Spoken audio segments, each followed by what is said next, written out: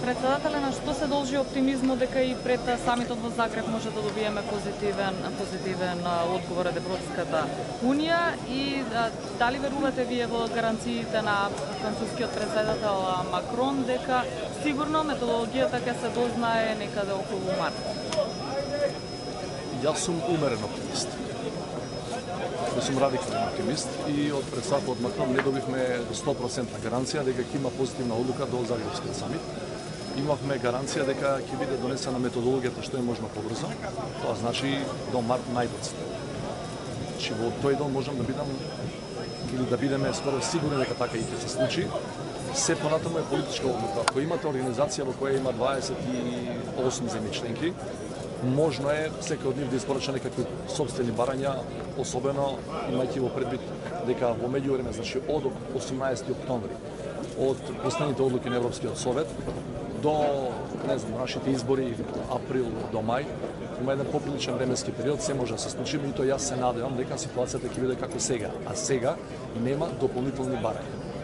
Европа, и Макрон тоа го кажува јавно, побара време за себе, за нив, да може да ја устројат подобро методологијата за прием на нови членки, а не вели дека вие имате дополнителни некои услови кои треба да ги исполните за да бидете земја членка. Така што остануваме во чекање. Сега да видиме Европската унија колку брзо ќе се преустрои самата внатрешно во однос на многу битно прашање. Ние сме сега на дневен ред и тоа е многу битно прашање и за нив, затоа што не сакаат повеќе да примаат земји членки кои не се доволно подготвени за членство.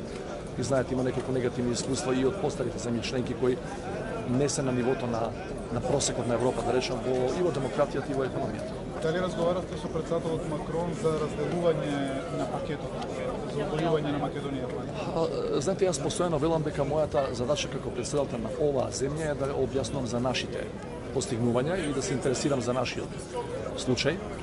Инаку точно е дека председателот Макрон ме праша неколку пати во тој разговор какви би биле евентуалните последици од евентуалното раздвојување, како тие го нарекуваат капове. Јас му реков дека она што е неспорен факт познати за македонската јавност е дека сите релевантни албанци политичари и албански политички субјекти во Република Северна Македонија, вклучително и оние кои се на највисоки позиции во владата, вклучително и господинот Бујар Османи кој е задолжен за евроинтеграциите, имаат јавни изјави дека ако тоа евентуално се случи, тоа не е наша желба, би било евентуална одлука на Брисел, тогаш ние не би требало да бидеме казнети или ставени во иста позиција, затоа што целиот процес е заснован на исполнување на критериуми. Ако е тоа така, а ние испорачавме се, дајте им на оние што испорачале се, тоа што го заслужува. Ако другите не испорачале, тоа ваша проценка, тогаш работете со нив на индивидуална основа. Че ме прашуваш, јас мислам дека не е тоа само моје мислење, само мислење на етничките албанци политичари во оваа земја и на власти во опозиција. Мислам дека е генералната проценка дека ако се отворат преговори само со Република Северна Македонија, дека нема да настане потоп работа. Така што и конечно мене ми се чини, ама тоа е работа која тие треба да ја решат. Она што го направи германскиот Бундестаг во однос на Република Албанија, мислам дека е можен излез од ситуацијата. Ако он има меѓу себе разлики, очигледно имаат во однос на тоа раздвојување или нераздвојување, германскиот Бундестаг вели да, отвараме преговори и има неколку предуслови кои во меѓувреме треба да се исполнат, но формална одлука да се донесе за Република Албанија исто така.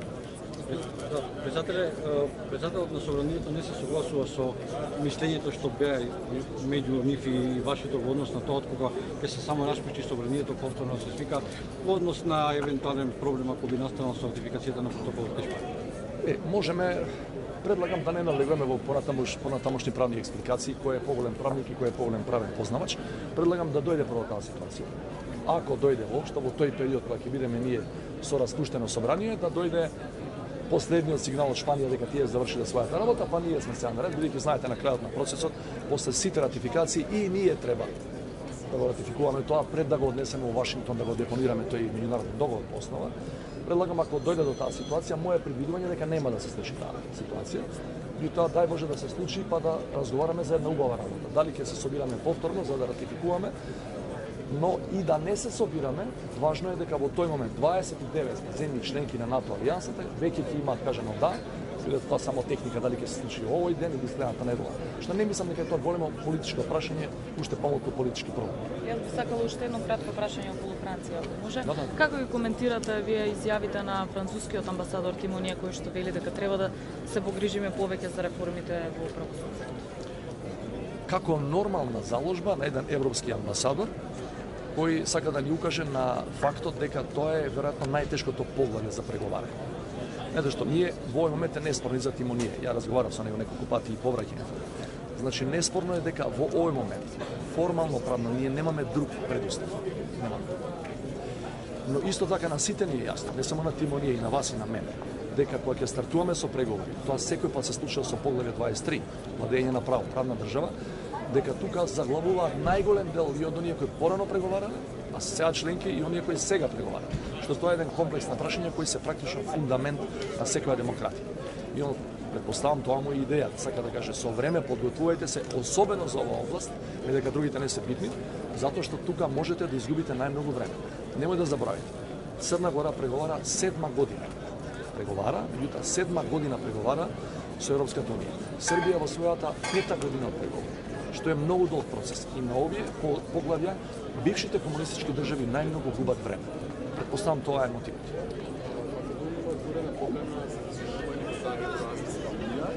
Вчера премиерот Заев упати отворена покана до руските бизнисмени, компании да влезат на македонскиот пазар и да инвестираат тука. Како гледате на оваа отворена покана и на целата таа ситуација? Дали тоа не е алтернатива? Тоа се две работи, овие што ги спомнаш во прашањето, тоа се две работи кои немаат врска една со друга. Зашто? Добро е што упатил повик премиерот, сите ние треба да упатуваме повик до сите странски бизнисмени да инвестираат во нашата земја. Инвестирањето и евентуално денешно и идно на руските компании, на кои имаме и до сега руски инвестиции, не значи дека ние сме некомпатибилни со европското законодавство или дека тоа може да биде пречка за нашето приближување или преговарање утре и членство во ЕУ. Евроазиската економска унија е сосема друга работа. Србија подпиша неодамна и веќе има сигнали од Брисел дека тие две работи, Европската унија, преговори и членство, утре за утре, и Евроазиската економска унија не се компатибилни. Бидејќи има правила во економските делови кои пропишуваат како треба да се однесувате уште како кандидат кој преговара на заедничкиот европски пазар. Правилата на Евроазискиот економски се други. А особено она што е неспорно од правен аспект, тоа го кажуваат сите правници во Европската унија, оној момент кога ќе станете членка на ЕУ, значи оваа транзициона ситуација и додека преговараш и може да се толерира некако. Меѓутоа кога ќе станеш членка на ЕУ и формално членка на заедничкиот европски пазар, не смееш да бидеш во Евроазиската економска унија. Тоа нашите српски пријатели го знаат. Но во меѓувреме решија така да го направат.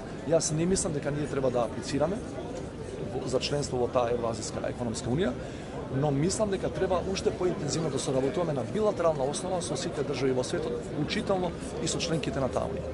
Тој умит за интензивирање на руските инвестиции во Македонија, имаме и повик од Соединетите американски држави за санкции, економски санкции кон Русија. НАТО земјите се одзва на тој повик. Ние сме опружени со НАТО земји, како треба да действува Македонија, да го прифати тој повик или да се имаме своја политика, свој став и одговор. Знаете, одлуката нашава држава да не воведе санкции во барањето на Западната алијанса, каде што практично сите воведаа санкции кон Руската Федерација, таа одлука е донесена пред неколку години. Што не е, оваа влада, дури не само јас како председател, тоа го затекна такава ситуација. Примарните мотиви или резони позади таа одлука тогаш, мислам дека држат и денес. Ние сме економија во развој, имаме крупни економски потешкоти, се мачиме да постигнеме повисоки стапки на раст, се уште го немаме консолидирано тој дел од нашето општество и мислам дека санкциите кон Руската Федерација може да делуваат прилично негативно на македонската економија. Значи, додека не станеме полноправна членка и тогаш кога ќе мораме навистина комплетно да ги преземаме сите обврски во било која област, мислам дека можеме да си дозволиме да го задржиме ова ниво на извоз пред се во одредени области кон Руската Федерација, бидејќи тоа навистина помага за стабилизирање на нашиот буџет. Кога станеме членки на едната, а особено на другата организација, на Европската унија, која за разлика од НАТО има заеднички европски пазар, мислам дека ќе немаме избор. Ама тоа е се уште далеч не. Благодарам.